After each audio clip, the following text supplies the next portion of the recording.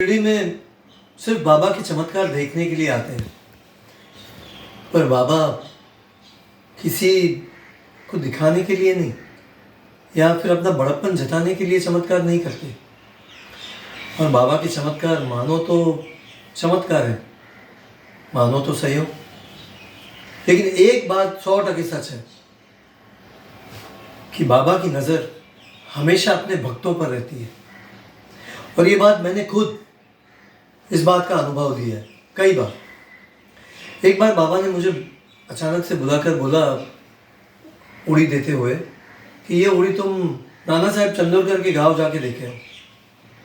मैंने सोचा ये अचानक मुझे बाबा उड़ी के साथ चंदोरकर साहब के घर क्यों भेज रहे हैं, पर बाबा से सीधे सीधे सवाल नहीं पूछ सकता था, इसलिए मैंने उड़ी ली और ट्रेन से नाना साहब चंदोरकर के गांव पहुंच गया।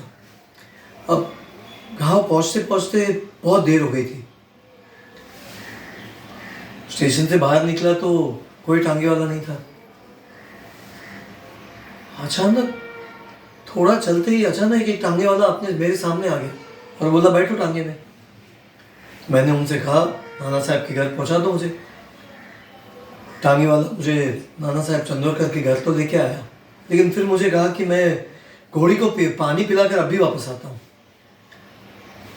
मानो या ना मानो, वो टांगे वाला गायब भी हो गया, वापस आया ही नहीं। घोड़ी लेकर मैं नाना साहब के पास गया, उनके घर, और उनके हाथों में उड़ी थमाई मैंने। वहाँ गया तब पता चला कि नाना साहब चंदोरकर की बेटी प्रसव पीड़ा से बहुत परेशान थी, उसे बहुत पीड़ा हो रही थी। उड़ी से तो उसकी पीड़ा भी ठीक हो गई और आराम मिल गया बेटी को। तब जाके पता चला कि मुझे बाबा ने चंदोरकर साहब के घर क्यों भेजा था। अब ये चमत्कार मानो तो चमत्कार है या सिर्फ एक घटना, ये मैं आपके ऊपर छोड़ता हूँ।